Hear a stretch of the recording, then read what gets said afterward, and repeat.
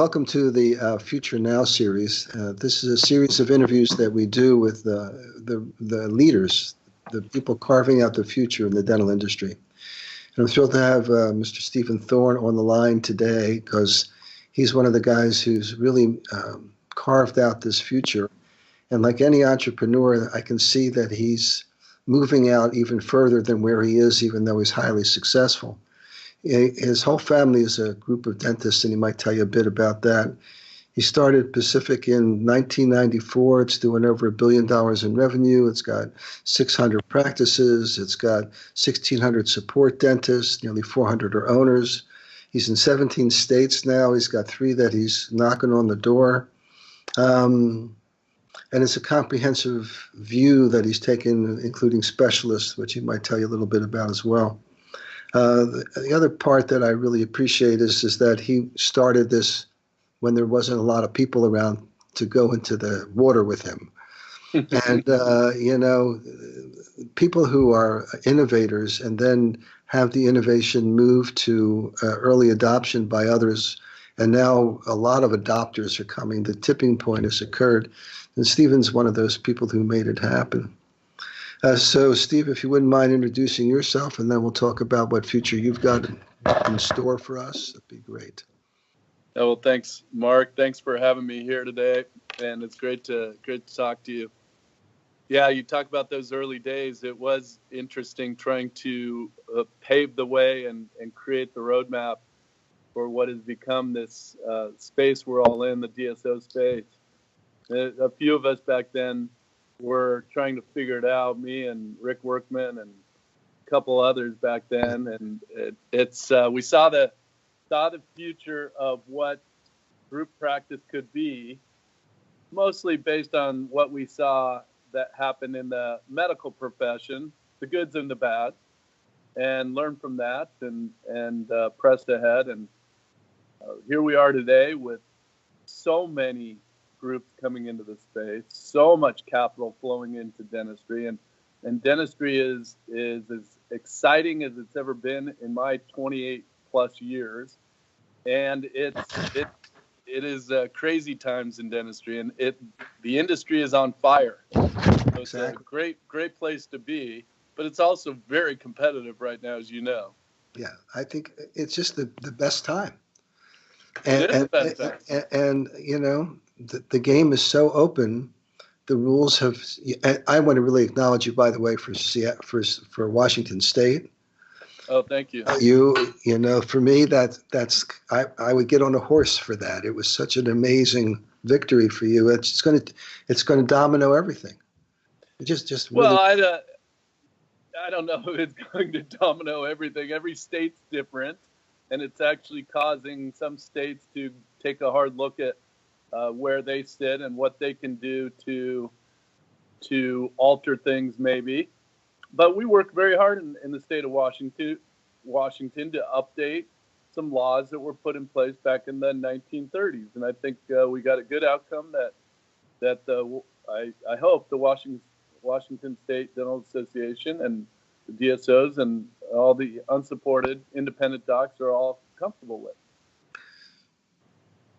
You can't stop the future, and whether you like it or not. But let's talk about that.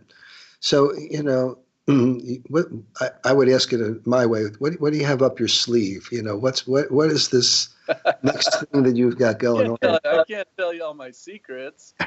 You don't have to tell me just 3 of them. That's all I need. Okay, just 3 of them. So let's frame it, put it in context. So back in the 90s, there were groups before PDS. There were groups in the 70s and 80s. Western Dental out here in California. I think there was a couple. Monarch Dental and Tassel Dental were in Texas. There might have been 1 or 2 in Florida. So there were some others that were kind of moving along, but they mostly played in the lower end of the spectrum in dental and on the patient area. And then comes along these next groups. What we saw is the continued pressure on the general practice, general dentistry, general practicing doc and the fees insurance companies have been willing to pay, and I think we got it right because fees really haven't changed a whole lot over the years. The maximums haven't really changed a whole lot, and the insurance companies have just gotten tougher and tougher. So it pushed us to do a more integrated, holistic approach of dentistry, which is where we're at now.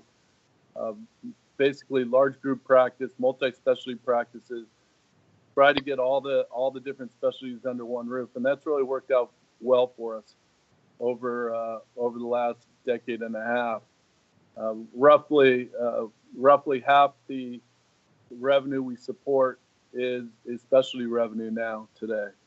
So that's about probably approaching 700 million this year of specialty revenue this coming year. So that's been really good, and a lot of groups are going that way now. There's specialty groups being formed, whether it's kids dentistry or oral surgery groups and things like that, and that's all being consolidated. The future is starting to look very interesting because what's happening out there that I see is dentistry is now finally being pulled back into overall healthcare.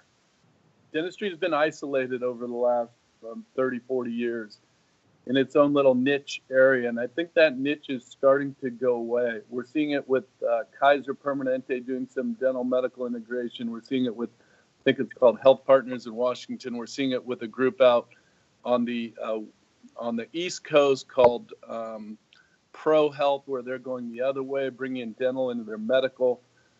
We're seeing the carriers start to alter their thinking. I think there's been 8 studies now by the major carriers that have demonstrated that patients who receive proper oral health care actually reduce overall healthcare costs. And so that's driving change right now of how the major carriers are thinking about dentistry and major health systems are thinking about dentistry. So I think that's probably the next evolution of where dentistry is going to be going. It's going to be pulled back into primary care, and I think it's great because dentists are part of primary care preventive healthcare, and that's where I think it'll end up. So a lot of questions come up. Number one is as you pull it back into the system, electronic patient records, all the connections, we could go through the millennial stuff, and you move more towards prevention. So the question is the economics, because as far as I know, the last 40 years, prevention has not paid. So how do you sustain a physical expression of that, keep dentists happy, which you've got 600 of, or so, 600 owners, or what do you have? 400 owners. There's about 2,200 clinicians. So I include hygienists in that overall primary care healthcare, 2,200 clinicians. Okay, great. So your question is, and you're brilliant at this, how do you economically going to make this thing work as we move towards a more preventive integrated model? Yeah, it's a great question. The carriers have a lot at stake here because if the science and the data is accurate, which I'm not a clinician and I'm not an insurance company, but from my view of reading all of the articles and the papers, is that dentists can help reduce overall healthcare costs. I get whether it's directly correlated or not, and I stated this at the Harvard Summit when I spoke, it doesn't matter. Does it matter that the science isn't perfect yet?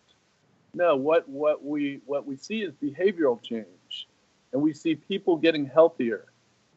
And I think that's really important. And so I think carriers are going to be willing to pay for that to a degree, and I think employers are going to be willing to pay for that to a degree. Now, is it going to be easy? No.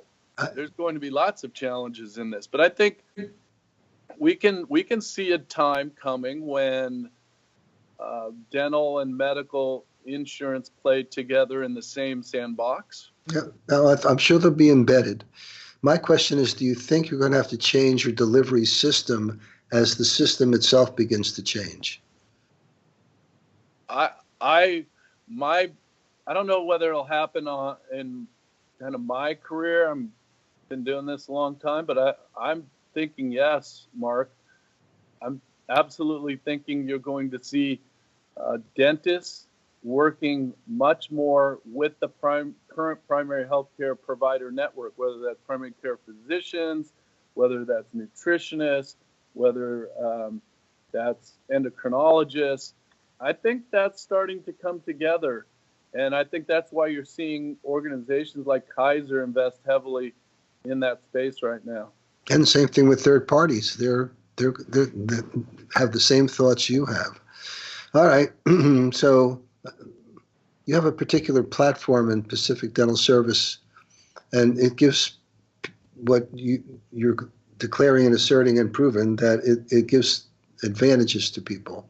Right. So tell me about what you intend to do with this platform. Well, a well-architected platform is available for those who want to use the platform, and they can use that platform to accomplish what they want to go get accomplished. Platforms don't make people do things. They allow people to go out and do things. So when we think about where we've come from in the last 20 years as DSOs to where we're at, where I know PDS is working at getting, it's about freeing up that capacity that's within all these clinicians and all these people in the offices to go do great things with a platform that sits there that takes care of a lot of the basics that they need taken care of. So it frees all of that up for them to accomplish what they want to get in their life. The past is that we've asked the dentists or clinicians to come along on our journey. The future is, how do we help dentists in their journey? That's what we do. That's what I saw, as an incredible market opportunity. But what I was missing from my viewpoint of the perception was the platform. But it's going to go in the direction of greater expression for these guys. It's going to be great. So how do you intend to launch this thing, to talk about this thing, to make it available? Well, one of the big people, I read a lot about how DSOs are, quote, disrupting dentistry, traditional dentistry, and I don't think that's the case at all. DSOs are a response to demand out there for what dentists want, what clinicians want, what the payers want, what employers want. Their response. If I look at what's the biggest disruptor in dentistry, it's actually the change in technology. Technology is going to drive so much change in the future. And so we have to figure out how we take these proven technologies and the science that's coming in dentistry and apply it and make it available for dentists to use to serve their patients better, more efficiently, and more effectively. It can't. Employers and carriers who are a big part of the payer system in dental care and the overall financing of dentistry, and you could throw in Medicaid. We don't see much Medicaid, but you could throw in the government in there too for paying for it. They're looking for both efficiency and effectiveness. So good outcomes at a reasonable cost. And so I think that's where the scale of DSOs really helps. So I'm a little unclear. So you're going to make this platform available to across the spectrum of dentists? Is that your intention? Well, there's certain parts of it for sure. I think there's certain parts of the platform that can be available to all dentists. Okay. Sure.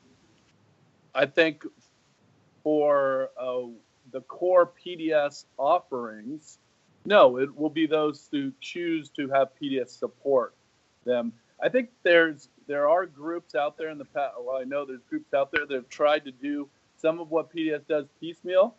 Take some accounting here, some marketing here, some staffing here, some training here, and those I don't believe any have succeeded well.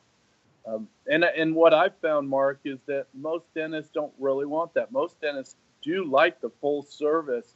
Hey, here's what the package is. So if you take the PDS model, here's what the package is, and how do I use that to advance my career and where I want to get to. Well, then it becomes about implementation and follow through, and yeah, then, right. So. And you know what else on platforms too? One last thought is I said platforms let people do things. They don't make people do things. So you think of all the big platforms out there, whether Apple's talked about a lot, that sort of thing. I mean, I'm not putting PDS up there with Apple, but that sort of idea, right? They also, what happens with the platforms, and we're starting to see it as we continue to develop out the core offerings, is we start to co-create. So the people using the platform start to invest back in the platform, and they co-create improvements. That's when you really have something that's starting to get powerful. Well, they own it. They own it. They technically own the platform, because without them, right? Right, precisely. So what are your growth plans? What do you what is PDS up to? Where do you see yourself in 5 years from now, and what will you be doing besides being in Hawaii and maybe retired? But beyond that, you got to stay at the job. I'm not going to retire. There's none of that. We got a lot to get accomplished. So, our goal is to be our mission is to be the provider of choice in all the markets we serve, and our vision is to be the greatest dental company in America. So we are working very, very hard at that. Density plays a part. So our growth strategy isn't about how big we can get necessarily, but it's how good we can get in the markets we are in. Good. Density helps because it helps us with payers. Payers like density, so do employers. Employers like density. So we're really after that in the markets that we're in. We are opening new markets for sure. We're going into 3 new markets next year, and we'll do a few more after that. And we're opening we're getting close to 2 practices a week. So we're getting close to that. We continue to inch that up. So so when you're making offers, what are the opportunities? How do people start to explore what's available in relationship with PDS? Well, what's happening in the marketplace, as we all thought it would, it took a little longer, is it's starting in schools now. It's actually moving down, not from D4 students, not even D3. D2 students are starting to talk about where are they going to end up. And they're comparing models. They're comparing PDS against Heartland, against Aspen, against affordable dentures, and they're different styles, and against going into community service, maybe or an AEGD program. So they're starting to think about it early on, much like physician programs or accounting programs or lawyer programs or MBA students. It's becoming more like that. Okay. So when you go out there and you express yourself as PDS, what are you looking for in regards to the fit, the alignment? You just started to touch on that. Well, we work very, very hard on our culture, as you probably know, or I think you do know, and then we have worked extremely hard at how we scale that across the country. Our culture is extremely important to us. We have a core set of 8 beliefs that we post publicly. It's been in place since 1996, and it really drives the core of who we are as an organization, how we treat each other, how we work within the industry, how we work with patients, how we work with payers, and all of that. So what we say is, hey, everybody doesn't have to be in perfect sync with our 8 belief statements, but generally in alignment with them of, hey, this is a good company, good people, and this is a company I want to be with. I have to ask a question from my client side. So that's the key to the kingdom, is being able to replicate your culture downstream. Because right. within the small space, you generate that in a larger and larger space, it gets diluted. Right. So I'm going to ask a question for my clients. So what are your thoughts about, having a transferability of culture and scalability of culture? Yeah, I think when you asked me to speak in Arizona, I touched on this a little bit a couple of years ago. And what my recommendation for them would be to structure it in to their structured meeting process, or their monthly meetings, their what they do throughout the year. Whatever their nomenclature is for the organization, structure in culture. You can't take it for granted. If you don't structure it in, it will end up very wide. The proverbial airplane's off 1 degree when they start. When they get out there 6,000 miles, they're way off course. That's what will happen. So you have to do that. You have to protect your language also. Every organization has their own language. So we are maniacal about protecting the PDS language, the words we use, so that when somebody says something, we know what they mean. Speaking from my own lips, very good. What do you think PDS is going to look like in 5 years from now? Okay, so we'll finish the year at about 620 supported practices this year. We will, in 5 years from now, we will have added another 450 or so. So we should break the 1,000 supported practice barrier by then.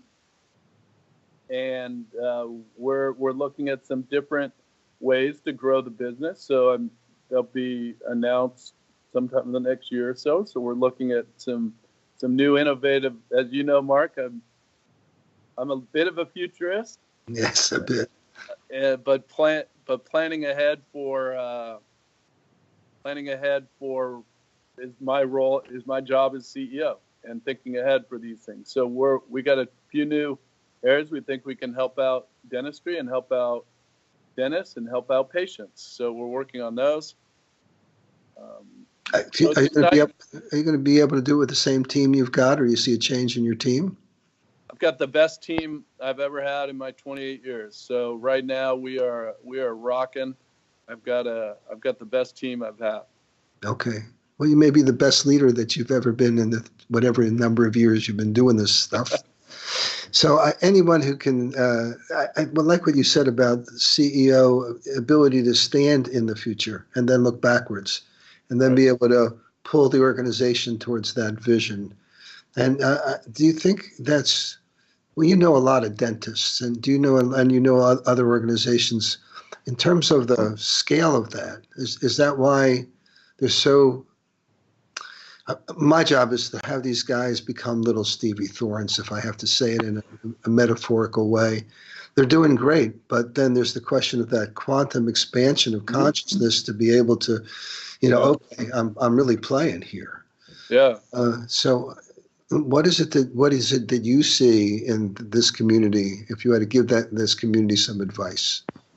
I think I said that appropriately. Yeah, it's great question. So,